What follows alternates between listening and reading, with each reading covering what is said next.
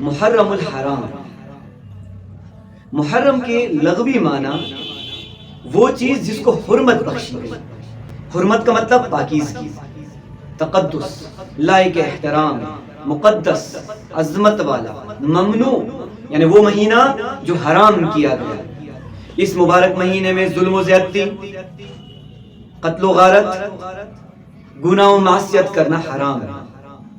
باقی مہینوں میں بھی حرام ہے، لیکن اس مہینے میں جو بھی امور جو کہ اللہ تبارک و تعالی کے امر کے خلاف ہوں اس کا درجہ بڑھ جائے۔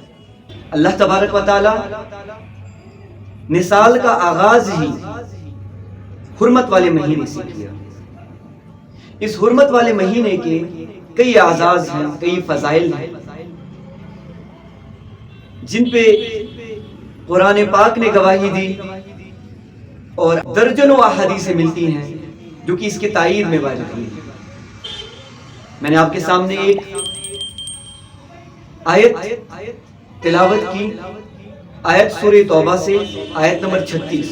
اللہ تبارک و تعالیٰ نے فرمایا ان عدت الشہور عند اللہ 12 شہرا فی کتاب اللہ، بے شک مہینوں کی گنتی اللہ کے نزدیک 12 مہینے کے ہیں اللہ کی کتاب میں۔ یوم خلق السماوات والارض منها 4 حرم، جب سے اس نے آسمان اور زمین بنائے اس میں 4 حرمت والے، یعنی جب سے اللہ تبارک و تعالیٰ نے زمین و آسمان بنائے تب سے ارض کے لیے 12 مہینوں کو خاص کرایا۔ ان 12 مہینوں میں 4 مہینے حرمت والے ہیں۔ وہ 4 مہینے کون سے حرمت والے ہیں؟ نبی اکرم صلی اللہ علیہ وآلہ وسلم کی متفق علیہ حدیث ہے بخاری و مسلم میں، اور مشکات المصابیح میں بھی یہ حدیث آپ کو مل جائے گی، حدیث نمبر 2659۔ نبی اکرم صلی اللہ علیہ وآلہ وسلم نے فرمایا سال 12 ماہ کا ہے اور اس میں 4 مہینے حرمت والے ہیں، 3 ذوالقعدہ، ذوالحجہ اور محرم۔ یہ متواتر ہیں، یعنی یک کے بعد دیگرے ہیں، سائملٹینیسلی آتے ہیں۔ اور ایک مہینہ جو رجب ہے جو کہ جمادی الثانیہ اور شعبان المعظم کے درمیان ہے، تو یہ 4 مہینے نبی اکرم صلی اللہ علیہ وآلہ وسلم نے گن کے لیے۔ اور ان 4 مہینوں میں بھی سب سے مقدس مہینہ وہ ہے ماہ محرم الحرام، اور اس کی تائید مسلم کی ایک حدیث سے ہوتی ہے، حدیث نمبر 2755۔ حدیث مروی ہے حضرت ابو ہریرہ رضی اللہ تعالی عنہ سے، فرمایا نبی اکرم صلی اللہ علیہ وآلہ وسلم نے افضل الصیام بعد رمضان شہر اللہ المحرم وافضل الصلاة بعد الفریضۃ صلاۃ اللیل، بہترین روزہ رمضان کے بعد اللہ کے مہینے محرم کا روزہ ہے، اور بہترین نماز فرض نماز کے بعد رات کی نماز ہے، یعنی تہجد کی نماز۔ تو پہلی فضیلت ماہ محرم کے لیے میں یہ کہہ سکتا ہوں کہ 4 حرمت والے مہینوں میں بھی سب سے برگزیدہ اور سب سے مقدم مہینہ، کیونکہ نبی اکرم صلی اللہ علیہ وآلہ وسلم نے 12 مہینوں میں کسی بھی مہینے کو شہر اللہ کر کے مخاطب نہیں فرمایا سوائے اس مہینے، شہر اللہ المحرم۔ تو اس سے اس مہینے کی فضیلت ثابت ہوتی ہے کہ یہ اللہ کا مہینہ ہے۔ سوال یہ پیدا ہوتا ہے تو رمضان مبارک کا کیا؟ رمضان مبارک تو امت کا مہینہ ہے، اور یہ مہینہ اللہ تبارک و تعالیٰ کا مہینہ ہے۔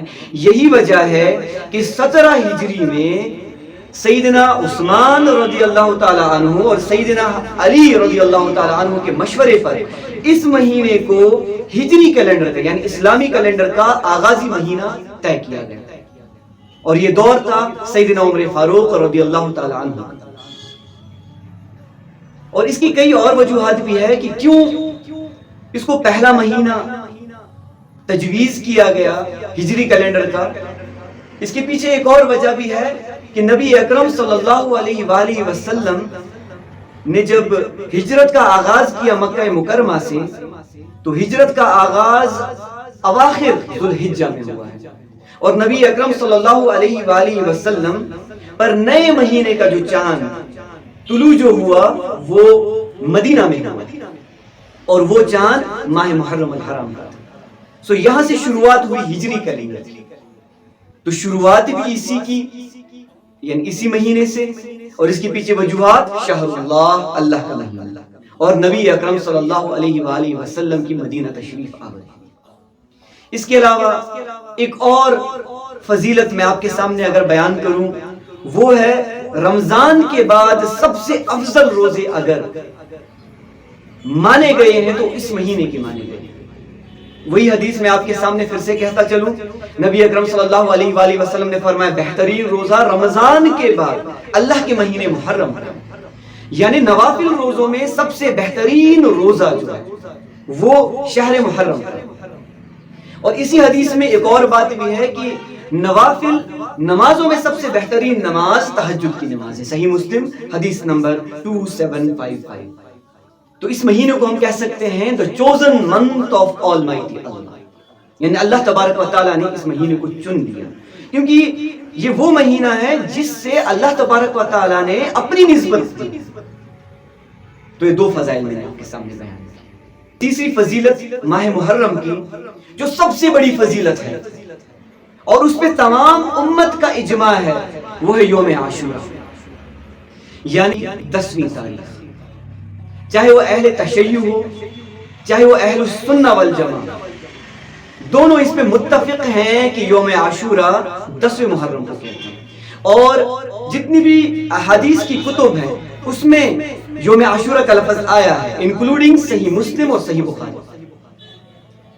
اور خاص کر یوم عاشورہ کے دن کو مخصوص کیا جاتا ہے کربلا کے دلدوز واقعہ کے ساتھ، سیدنا حسین رضی اللہ تعالیٰ عنہ کی شہادت، بڑا دلدوز واقعہ، لیکن ہمیں بچپن سے وہی بتایا گیا ہے کہ اس دن کہ حسین رضی اللہ تعالیٰ عنہ اور اس کے ساتھ جتنے بھی اہل بیت تھے ان کو شہید کرایا گیا، بڑے ظالمانہ طریقے سے مظلومانہ شہید کرایا گیا۔ لیکن اصل میں اگر ہم کتب احادیث کی کتبوں کو چھانٹے اور جتنی بھی تواریخ کی کتابیں ہیں ان کو ڈھونڈے، ان کے اندر دیکھیں، تو اس کی فضیلت نبی اکرم صلی اللہ علیہ وآلہ وسلم کے بعثت سے پہلے رائج تھی۔ صحیح مسلم میں اس دن کو عید کا دن بھی قرار دیا گیا ہے مشرکین عرب کی طرف سے، اس دن کو عظمت والا دن بھی بتایا گیا ہے، بڑا عظیم دن کہہ کے مخاطب کرایا گیا ہے۔ اور اس دن موسیٰ علی نبینا علیہ السلام نے روزہ بھی رکھا، تو یہ بڑا مقدم دن تھا نبی اکرم صلی اللہ علیہ وآلہ وسلم کی بعثت سے پہلے۔ اور یہاں تک یہ بات بھی میں یہاں پہ کہہ دوں کہ نبی اکرم صلی اللہ علیہ وآلہ وسلم پر اس دن کا روزہ فرض کیا گیا تھا، یعنی رمضان کے روزے فرض ہونے سے پہلے یوم عاشورہ کا روزہ فرض تھا، یہ ایک مسلمان کو پتہ ہونا چاہیے۔ اور اس کے لیے کئی احادیث میں آپ کے سامنے رکھ سکتا ہوں۔ سب سے پہلی حدیث حضرت امی عائشہ رضی اللہ تعالی عنہا کی، صحیح مسلم سے فرماتی ہیں کہ قریش زمانہ جاہلیت میں عاشورہ کا روزہ رکھتے تھے، پھر رسول اللہ صلی اللہ علیہ وآلہ وسلم نے کو اس روزہ رکھنے کا حکم دیا گیا، یعنی اللہ کی طرف سے اس دن کا روزہ رکھنے کا حکم دیا گیا۔ پھر نبی اکرم صلی اللہ علیہ وسلم نے عام یعنی اس کا حکم فرمایا۔ پھر جب رمضان کے روزے فرض کیے گئے تو نبی اکرم صلی اللہ علیہ وآلہ وسلم نے فرمایا جو چاہے اس کا روزہ رکھ لے اور جو چاہے اس کا روزہ چھوڑ دے، صحیح مسلم حدیث نمبر 2641۔ اس کے علاوہ ایک بڑی مشہور حدیث ہے حضرت جابر بن سمرہ رضی اللہ تعالی عنہ کی، فرماتے ہیں کہ رسول اللہ صلی اللہ علیہ وآلہ وسلم ہمیں یوم عاشورہ کا روزہ رکھنے کا حکم دیتے تھے۔ یہ میں رمضان کے روزہ کی فرضیت سے پہلے کی بات کر رہا ہوں۔ یہاں تک فرماتے ہیں کہ اس کی ترغیب دیتے تھے، اس موقع پر ہماری نگرانی فرماتے تھے کہ آیا ہم نے روزہ رکھا کہ نہیں۔ اس کے بعد جب رمضان کے روزے فرض کر دیے گئے، آپ صلی اللہ علیہ وآلہ وسلم نے نہ ہمیں حکم دیا، نہ منع کیا، نہ اس موقع پر ہماری نگرانی فرمائی۔ تو یہ دن فرض دن تھا، یعنی اس دن کا روزہ رکھنا فرض تھا رمضان کے روزے رکھنے سے پہلے۔ اور زمانہ جاہلیت میں بھی اہل قریش کے لوگ جب وہ مشرکین عرب وہ اس دن کا روزہ رکھتے تھے۔ ابو موسیٰ اشعری رضی اللہ تعالیٰ عنہ سے یہ حدیث مروی ہے کہ اہل خیبر یوم عاشورہ کا روزہ رکھتے تھے، وہ اسے عید کا دن قرار دیتے تھے، عید کا دن، اور اس دن اپنی عورتوں کو زیورات اور بہترین لباس پہناتے تھے۔ تو رسول اللہ صلی اللہ علیہ وآلہ وسلم نے فرمایا تم بھی اس کا روزہ رکھو، صحیح مسلم حدیث نمبر 2661۔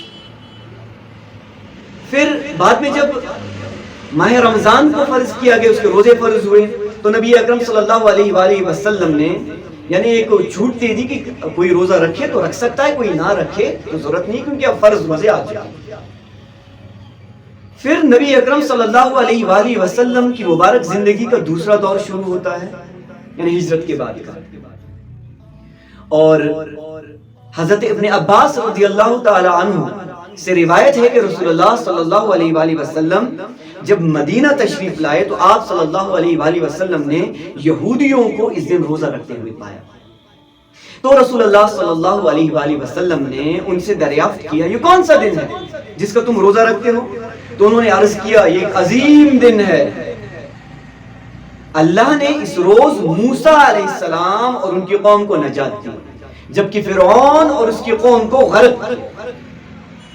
تو موسیٰ علیہ السلام نے شکر کے طور پر اس دن کا روزہ رکھا، تو موسیٰ علیہ السلام نے اس دن کا روزہ رکھا ہے نبی علیہ السلام سے پہلے، اور قرآن پاک نے اس دن کو ایام اللہ سے مخاطب کیا ہے۔ سورہ ابراہیم آیت نمبر 5، وَذَكِّرْهُمْ بِأَيَّامِ اللَّهِ، اور اے موسیٰ انہیں اللہ کے دن یاد دلا۔ کون سے دن؟ یعنی شروعاتی دن، جسے ہم یوم عاشورہ تک کے دن کو کہتے ہیں، جس دن اللہ تبارک و تعالیٰ نے موسیٰ کی قوم کو نجات دی۔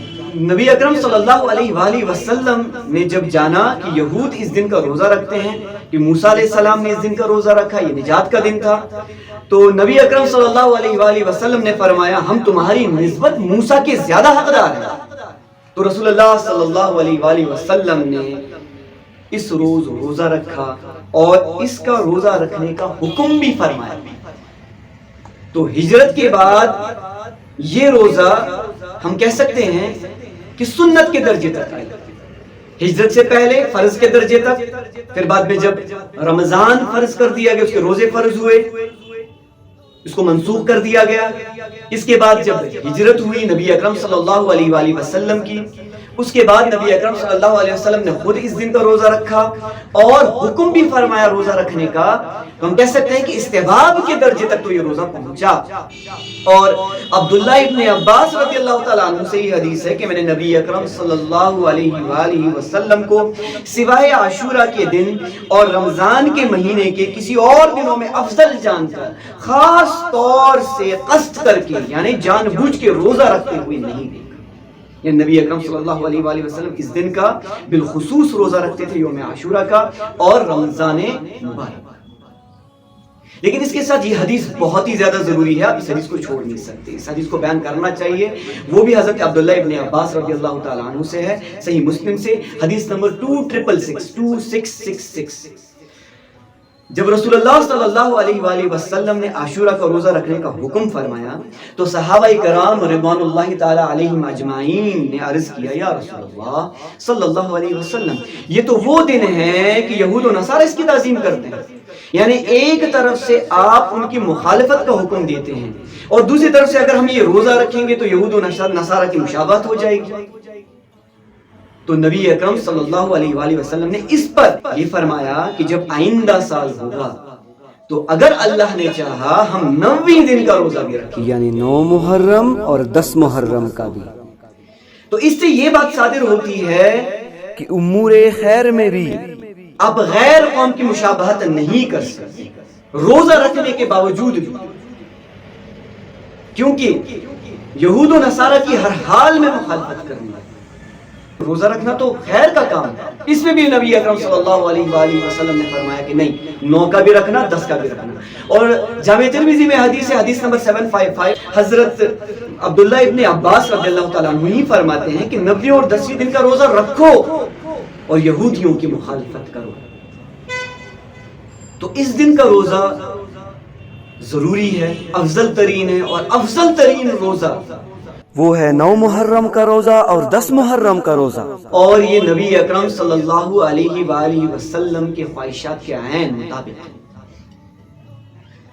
اور اس کے علاوہ اس کی کئی اور فضائل بھی ہیں. یعنی اس دن کا روزے رکھنے کی سب سے بڑی فضیلت جو وارد ہوئی ہے وہ صحیح مسلم میں ہوئی ہے. اور نبی اکرم صلی اللہ علیہ وآلہ وسلم نے فرمایا حدیث نمبر 2746 کہ میں اللہ سے یہ امید رکھتا ہوں کہ یوم عاشورہ کا روزہ پچھلے سال کے گناہوں کا کفارہ بن جائے. تو یہ دن روزہ رکھنا باعث فضیلت ہے. اگر پرانے جتنے بھی 1 سال کے آپ کے گناہ ہیں اگر اس کو بخشوانا چاہتے ہیں, اس کا کفارہ کرنا چاہتے ہیں, تو اس دن کا روزہ لازمی رکھیں. اور اللہ تبارک و تعالی ہمیں یہ روزہ رکھنے کی توفیق عطا فرمائے. اس کے بعد ایک اور حدیث ہے حضرت سیدہ حفصہ رضی اللہ تعالی عنہا سے. وہ فرماتی ہے کہ نبی اکرم صلی اللہ علیہ وآلہ وسلم 4 کام کبھی ترک نہیں فرماتے. پہلا عاشورہ کا روزہ, دوسرا عشرہ ذو الحجہ کے 9 روزے, تیسرا ہر مہینے کے 3 روزے جنہیں ایام بیض کے روزے بھی کہتے ہیں, یعنی 12, 13, 14 اور 15 کے روزے ہر مہینے. اور چوتھی چیز نماز فجر کی 2 سنت نبی اکرم صلی اللہ علیہ وآلہ وسلم نے کبھی ترک نہیں فرمایا. تو یہ یوم عاشورہ کی وجہ سے ہی ہم کہہ سکتے ہیں کہ محرم الحرام کو اعلیٰ درجے کی فضیلت مل جاتی ہے. اور اس کے فضائل پہ لگ بھگ سارے متفق ہی ہیں. اس کے علاوہ اس دن یوم عاشورہ کے دن یعنی 10 محرم کے دن سب سے بڑی اہمیت اگر ہم بات کریں, اور بھی بڑی اس یوم عاشورہ کے دن کی اہمیت جب نبی اکرم صلی اللہ علیہ وآلہ وسلم کی وفات کے چند سال بعد ہی آپ صلی اللہ علیہ وآلہ وسلم کی اولاد کو سوائے چند کے شہید کر دیا.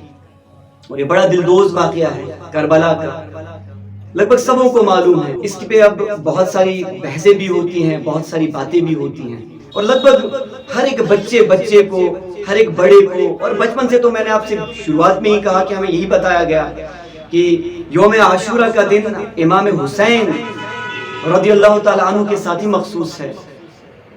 تو ہم کہہ سکتے ہیں کہ شہادت امام حسین نے اس دن کو امر کر دیا, ہمیشہ کے لیے ایک لیگیسی چھوڑ دی ہے اس کے بعد. لیکن آج کے زمانے میں اب سب سے بڑی مصیبت یہ ہے کہ اگر اس بات کو ہم بیان کریں تو آپ پہ 2 ٹھپے لگ جاتے ہیں, یا تو آپ ناسبی ہیں یا تو آپ رافضی ہیں. اگر آپ شیعوں کی طرف جیسے اس کے ذاکرین اس کو بڑا چڑھا کے پتہ کہاں کی کہانیاں لا کے جوڑ دیتے ہیں ساتھ میں, اس طریقے سے بیان کریں تو آپ کے اوپر ٹھپا لگ جائے گا رافضی کا. اور اگر آپ بیان کر دیں کہ یہ جو باتیں بیان کی جا رہی ہیں اس کو ایگزیجریٹ کیا جا رہا ہے, اس کو بڑا چڑھا کے پیش کیا جا رہا ہے, تو آپ پہ یزیدی فتویٰ لگایا جاتا ہے یا ناسبی کا فتویٰ لگایا جاتا ہے. لیکن اصل میں سب سے بڑا امر یہ ہے, سب سے بڑی میسج یہ ہے, حکم یہ ہے اللہ کی طرف سے کہ اولو العلم قائما بالقسط, کہ جو اولو العلم ہے وہ انصاف کی بات کرتے ہیں. اور انصاف کی بات کیا ہے؟ انصاف کی بات یہ ہے کہ کربلا کا میسج کیا ہے. ہم میسج کے بارے میں بات کریں کہ امام حسین رضی اللہ تعالی عنہ کی شہادت کی وجہ کیا ہے, اس کی اصل وجوہات کو ٹٹولا جائے, ہمارے بچوں کو, ہمارے نوجوانوں کو اس کے بارے میں میسج دی جائے, نہ کہ ان کو رلانے کی کوشش کی جائے, نہ کہ بڑا چڑھا کے یعنی ان کی سمپتھی لینے کی کوشش کی جائے. تو بہترین چیز یہ ہے کہ اس میسج کو عام کیا جائے کہ یوم عاشورہ کا میسج کیا ہے, کہ کیوں کر حضرت حسین علیہ السلام اپنے پورے اہل بیت کے ساتھ شہید کرائے گئے میدان کربلا میں, کوسوں میل دور مدینہ منورہ سے. اور وہ آئے کیوں اپنے پورے خاندان کے ساتھ, اس کی پیچھے وجہ کیا تھی اور اس کے امور کیا. انشاءاللہ اللہ تبارک و تعالیٰ نے چاہا تو اس بارے میں ہم بھرپور طریقے سے بات کریں گے اور اس کے میسج کو سمجھنے کی کوشش کریں گے. اللہ تبارک و تعالی ہمیں کہنے سننے سے زیادہ عمل کرنے کی توفیق عطا فرمائے. سبحانک اللہم و بحمدک اشہد ان لا الہ الا انت استغفرک و اتوب الیک وما علیک الا